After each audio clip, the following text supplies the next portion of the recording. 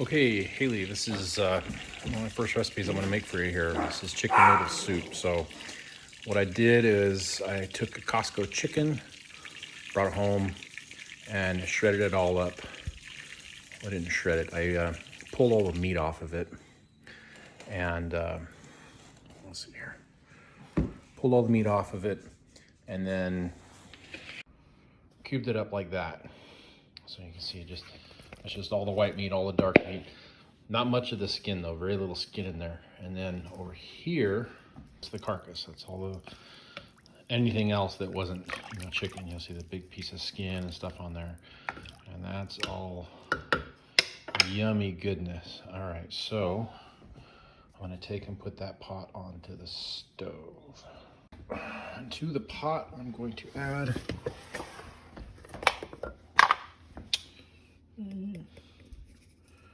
that's maybe half a teaspoon of pepper. It's probably a teaspoon, maybe a teaspoon and a half of salt. We're gonna add a little more salt later too. And then I'm gonna cut up an onion, and I'm gonna coarse cut up the onion. I'll put a bay leaf in there, and that'll be about it. So hold on. All right, so here's the onion. I pick a yellow onion for cooking and stuff. The white onions, like that, this is a little small one, used for onions that you're gonna eat fresh, like in salsa. Whenever you're gonna have fresh onion that's not cooked, that's where you pick the white onion. But the yellow onion, if you're gonna cook with it, that's when you pick the yellow onion. So there's two parts. There's the root part. It grew in the ground like this, and the roots went down, and the leaves went up. So there's the root part, and that's where everything is held together. And then over here you have the leaves, and that's the leaves that would come up, and it's not all held together. So watch. I really cut onions the same way every time, right? So I'm gonna slice the top off here, throw that away. And then I'm going to cut from the root straight down into a half, and then I can peel it really easily. Now you see me cut onions 1,000 times, and with rare exception do I do it any differently. This is like the starting point. So there's a peeled onion. Now these onions are going into the pot over there on the stove.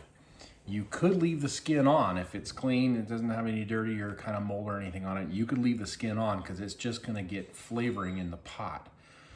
But in this case, I always take it off. You've seen me do this a bunch of times. Now that I got this here, this root holds it all together. So you've seen me hold it and then use my fingers on the top of the knife there, right? Because that doesn't cut me. And then I can just and dice. And I'll do that later. But now I got it, this is the starting point, right? So I'm gonna cut the root off because I'm looking for a coarse onion. I don't need finely chopped, I want it in big pieces, all right? So I'm gonna cut that in half. Now I'm just gonna cut that into thirds. Cut that like that. Cut that into thirds. And now I'm just gonna take it just like that and toss it in the pot over here. So there they are in the pot. And Allison's getting this water. All right, so now I'm gonna go get my bay leaf. See, bay leaf. It's just a big leafy leaf thing, right? Take out one bay leaf, toss that in, turn this on. I'm gonna put this on high until it comes almost to a boil, and then I'll turn it down to low. Put the bay leaf away. Other people might do more aromatics at this point to make the stock, but that's all we're doing here. Like everything I put in the pot, except for the water, is gonna come out and get thrown away, okay? So this is just gonna get in there, the salt and the pepper, and it's gonna cook, the fat and stuff that's still on this and whatever.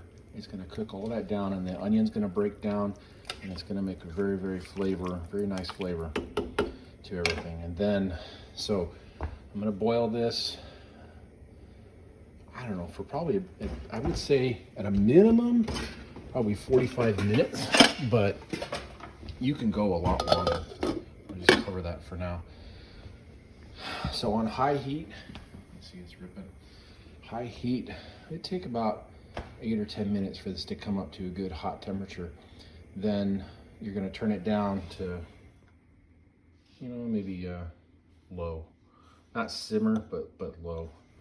And let that go for, I would say, probably 60 minutes. You really want it to like heat up those bones and cook out all the goodness and everything and get it into the water. We're trying to get all that chicken fat into the water, and we're adding the flavor. And yeah, so there you go. Here's my diced up chicken. And you can see they're just kind of big chunky cubes. That's the way I like it because, well, I want to feel a piece of chicken in my mouth. If you shred it up real fine, it can turn into mush when you finally make the soup, and it's not that good. So anyways, there you go. I'm gonna put that in a Ziploc bag and stick it in the fridge, and then I will come back in a little while. We're gonna chop up the rest of the carrot, celery, more onion, and add the other ingredients, and we'll finish the soup. And there you go. See you in, well, it'll be just a second for you. Bye. Okay, Haley, back again. So now we're gonna start with the vegetables that go into the soup. Really easy. The ones you guys like are carrots, celery, and an onion. So just gonna show you. I've already peeled these, and I like to cut them kind of on a slant, especially if your carrot's a little smaller. Cutting it on a slant makes it just a little bit bigger, but you want a chunk. That's about so thick, right? Just my fingernail, whatever. I got big fingernails. That's about 1/4 inch to 3/8 of an inch thick. If you cut them too thin, they'll get real soggy. You cut them too thick, and they're just gonna end up always hard and just really too crunchy. So it comes with practice. However you want to do it, just again, that's probably too big of a piece, but I'll move it in there anyway. You're not here to complain, so it'll all get eaten. Vegetables and stuff cook. Well, you start by sauteing them, you remember that, and then they'll cook in there for about maybe 20 minutes or so with maybe 20-30 minutes with the chicken and stuff. That's how long they take to soften up. So that's about all the cooking time you get with them. The reason I tell you is this, you can overdo it, but you can also underdo it. The more times you play around with this recipe, the better you'll get at it. This is some really limp, not so great celery, but it's fine. It's getting put into a soup, so it really isn't gonna matter. Same size with the celery.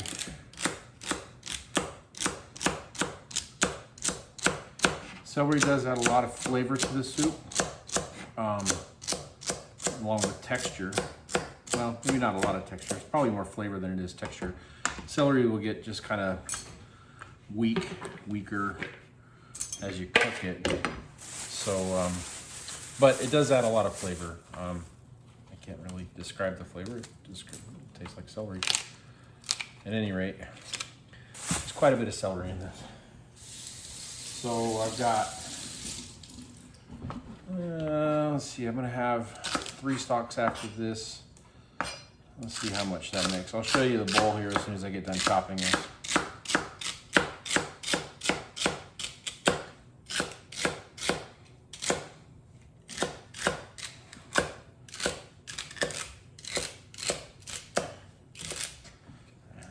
Big stuff. Celery's going everywhere.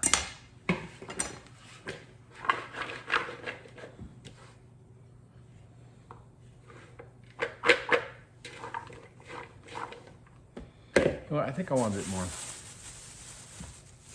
Probably do 1 more stalk of celery and do 1 more carrot.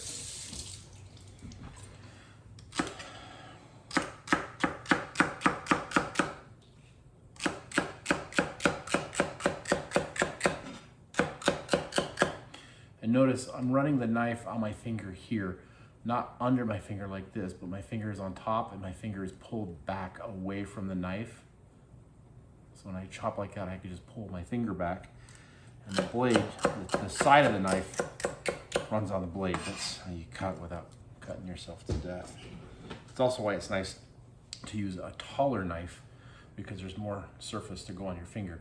If you're using a smaller knife, then you can't roll your knuckle up against it, and you don't have a lot to work with, and you'll cut yourself. So I always say it's safer to use a larger knife to do most of your work than a smaller knife. And paring knives have their place, but most of the time when I see you and your mom cutting, you're using a small knife, and I don't think it's very safe. Another onion, same as before. I cut the leaf part off. I left the root on. Remember, the onion grows like this. All right, cut that in half. This time, I mean, like I said, you could leave the skin on it if you were going to just stew it down like we did for the stock. But if you're gonna make it into a dish, you wanna peel it all away. You don't want any of that dried out outer shell. It just kind of turns, it doesn't really swell up or do anything. It just tastes like paper in there. So, all right, so the way I do this, I'll set this aside. Hopefully you can see this. I'll do another video on cutting onions if you want me to. Again, I got a tall knife, okay, and I'm running it against my knuckle. Now when I cut, I'm cutting on the onion, but I'm not cutting all the way through. I'm cutting back, and I'm leaving this back portion of the onion uncut. So see if you can see it on the camera the first few times I do it, right? I'll go down. See where the tip is? The tip is not all the way to the back of the onion. So it stays together, right? So just move your finger a little bit, go real slow, and then it's nice to have a nice sharp knife. If you don't have a sharp knife and it's dull, you're gonna mash the onion, it's gonna spread apart, and it's just gonna make a mess, and then you're just gonna chop it all up, right? But if you get a nice sharp knife, then this knife is sharp enough I could just push straight down. But if you had to, you could slice a little bit. You could pull back on the knife. And you see there, I already screwed it up. Anyways, cut all the way across. Then turn it and holding it together. Again, see, I'm always running that knife on the top of my knuckle. And I just come back a little bit. And now I'm actually starting to slice. I have to pinch in on the sides to keep it from like flattening out. I kind of pinch in, and these fingers are way, way, way back. This is the only finger that's close because it's touching the knife. And I could just slice. So the onions you put into the soup, the second time around, you want them pretty thin. Or you want them diced up kind of small. So yeah, so this onion had a layer that was kind of slippery, and then that's just the root. You can see the root, how it holds it all together there. Yeah, throw that out. That's gone. Okay, put that away. Also, the bigger cutting board you have, the better. I just pulled this one, but I got that big white one over there. So much better for cutting. When you get good at it,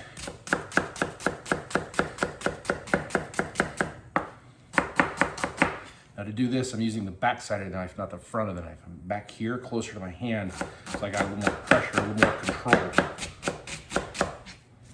Throw it out. And there's our onion. I'll make about that much. I don't think I'm gonna add the extra carrot. I'm the only one who likes the carrots. You get good at the onion, you do it fast enough, you don't cry. All right, so I'm coming up with some new inventive camera angles here. But anyways, here we go. Here's our pot. It's been going for an hour. Take that off. You see it's kind of simmered down a little bit, and everything's kind of reduced a little bit. You got a nice golden color. That looks great. Okay, so I'm going to take me another pot, one that I'm good to put hot stuff in. And I'm going to get me another mixing bowl here. Hold on.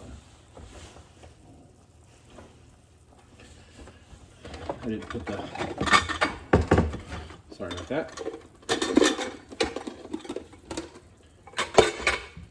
All right, so what I'm gonna do here real quick, turn that off.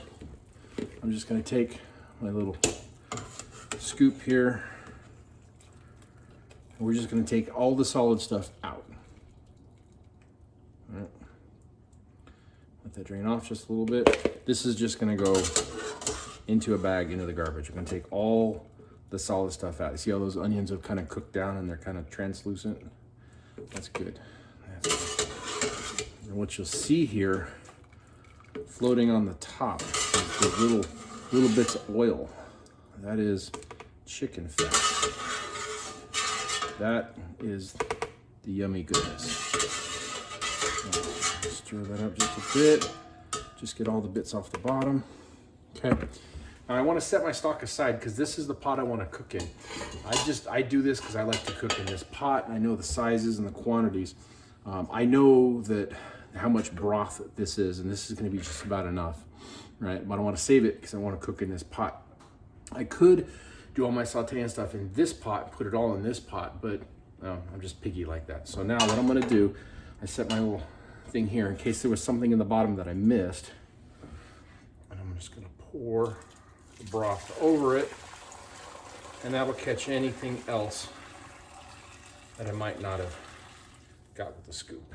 Yeah, there was nothing. All right, I'm gonna set this aside. Just leave it right there. Put this away. All right, now comes the fun part.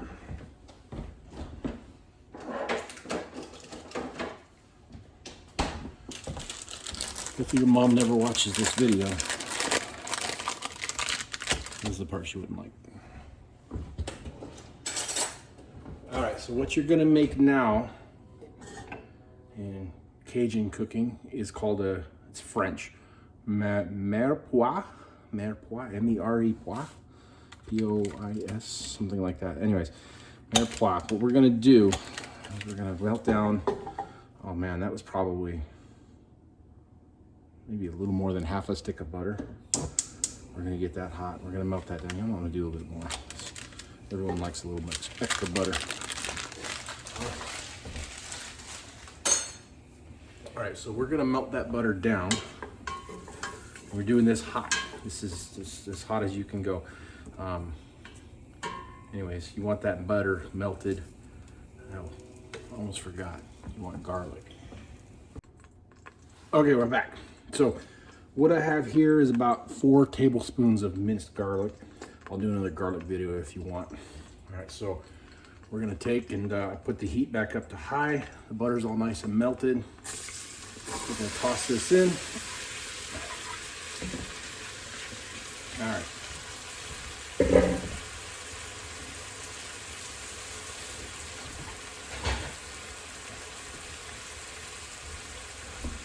All right, so now we got it's maybe a little more than half a cup of butter. It's quite a bit of butter.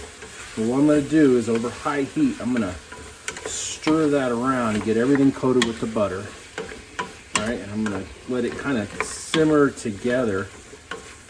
Like I said, this is called the mirepoix. My French is terrible. Mirepoix. I'll get it. At any rate, getting those kind of cooked, they're warming up. And you can see the onions kind of go clear, and just about the time the celery starts to go clear is when you want to do it. I got this on high heat. All right, let me get some spices. All right, so the celery kind of, I don't know, looks kind of bright. It's starting to soften up. So at this point, I'm going to throw in. Now you have to forgive me, but this is thyme. I'm going to do about a teaspoon of thyme. About a teaspoon of thyme. This is basil. I'm going to do about a teaspoon of basil. So one thing I would encourage you to do is start tasting your food. The only way I can describe it is get in your mind what you want your food to taste like what it should taste like. You know how the soup tastes, so then think about what it's going to taste like, and then you take your spice. This is oregano, and you smell it, and you'll taste it. You'll get that taste. Oh, hey, all right, that's what I want in there, right? You take any of these other spices, and it may work, but if you get an idea in your mind what you want it to taste like, and then you smell it, you'll smell that. So this is oregano. There's about 1.5 tablespoons in there. It all goes in. It is a lot of oregano. Probably gonna add some salt and pepper to this. All right, so what I'm gonna do here is kind of stir all those dry spices in. It's gonna soak up some of that butter. It's gonna activate. It's gonna start releasing all their oils and getting ready to put it into the stock. It's just the way I put it together. I'm sure a million different people have a million different ways they like to do it. I think usually is a little shy on the vegetables this time around. I don't know why. All right, so now that's put together. We've been going for about 5 minutes.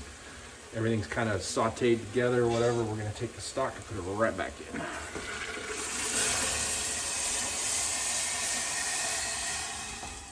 Okay, now we're done with that pan. Sort of. We'll use that pan to cook the noodles. All right, so give this a stir.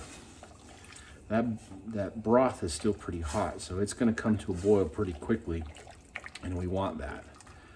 I want everything to kind of boil together, right? So give it just a few minutes. I left it on high. I'm gonna refill my oregano thing because I have a feeling I'm gonna probably want a little bit more. And we buy our spices in bulk, you know that. And I went through a lot of trouble to get these bottles because, well, we like the shape and they fit pretty good in the kitchen. All right. You can see how all the leafy stuff floats to the top. It doesn't mean there's a lot of leafy stuff in it. It just means that all the leafy stuff floats. Now, I want to find my stinking tarragon. Ran out of space on my phone, so you didn't get to see me pour the chicken in. At any rate, I poured all the chicken in. I just stored it in a Ziploc bag in the fridge, and then I don't know about what time. We'll have to see on the replay whether there's something you missed. At any rate, I put a little tarragon in, about a teaspoon worth. So now, getting this back up to a boil. It was boiling pretty good. Turned it down, threw the chicken in, then bring it back up to a boil. I'm gonna get me a spoon so I can taste these. And Mom has picked out some goonies. Yay! So all the green stuff is floated to the top, but if you look down when you let it go still, if you look down into it, what you see is that whole top layer. So the leafy greens and the aromatics are floating on top of the water, but what's floating on top of that is your chicken fat. That's the good stuff. I don't know if it'll show up on camera, but it's there. Anyway, we'll give it a good stir here. Try and get some clear spot. All right, got me a little, that's gonna be hot, so I'm blow on it just a minute. And taste it. Oh, that's good. That's good. Is it the best you've ever made? I don't know about that, it was pretty dang good. But taste your food, and if you need something, right, like I said, get in mind what you want it to taste like, and then take a taste of it. And if it's missing something, the most obvious thing you could miss is salt. So yeah, a little salt, no big deal. Or you can add it into the table, depending on what and it's not just soup. It's anything you make. I mean, I wouldn't suggest eating raw fish, but people do it. Taste your food as you're cooking it, like as you can taste it, right? There's some things you probably don't want to eat raw or whatever, but get in mind what you want it to taste like, and then taste it. All right, so now this is just kind of back up to a simmer. So I'm gonna turn this down to low, like medium low, low, like medium low, low. Yeah, whatever that is, like a 2 instead of a 1. At any rate, we're gonna let this kind of cook down. So this is still, and everything's blending together. It's gonna come out really nice. And right now, Mom's getting ready to do some noonies. So the trick we found out with the noonies is you cook them almost to the point that they're done. So the more noonies you cook, and again, the more noonies you're tasting as you're cooking, you'll start to realize that some of them cook at different rates. Some get softer faster. In this case, you want it to have just a little bit of chew to it. You know, like if you chewed on it, it might stick to your teeth, or you can feel your teeth kind of pressing through it. You don't want something so soft you could cut it with your tongue, because then it's overcooked. So get used to tasting it, right? And eating a half-cooked noodle, that way you know. But you get it to within about a minute of being done. And then you pull it out and you strain it, give it a cold rinse toss it with a little bit of oil, a little bit of vegetable oil, and you'll see me do that. And then, but that cold rinse, and you just kind of shut down the cooking process a little bit. But it still keeps getting softer. It's still in the soup. And then you take that rinsed with a little bit of oil noodles and you pour that into the stock pot here. And of course that fires it back up. But for whatever reason, the noodles, they finish, but then the gluten-free ones, they don't fall apart the very next day. You've had it at work the very next day and it's still pretty good. So there you go. We're gonna let this simmer a little bit here. We're gonna cook the noodles and we'll get back with you then. Okay, now we're back.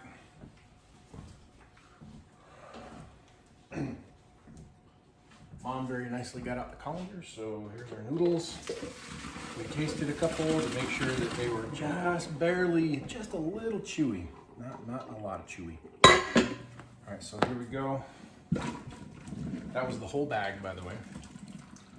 Take some cool water.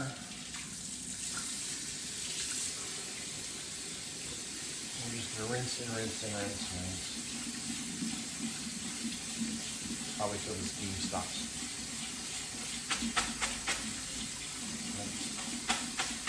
Bang it a little bit. I'll shake the water out of it.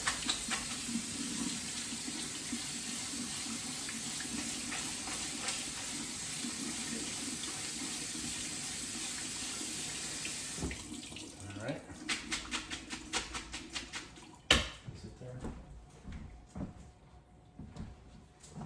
This is just vegetable oil. We like the safflower oil. That's maybe a teaspoon. It's not a lot. It's very little. Just kind of mix that up just a little bit. Don't know exactly what that'll do, but if you're gonna make noodles and you're not gonna add them to the soup right away, then adding the oil will keep the noodles from sticking to each other. And that's it, and we're just gonna dump it in the sauce. And there you go, there's the finished product. You see all that wonderful chicken fat in there, and noodles and chicken, and good to go. Enjoy.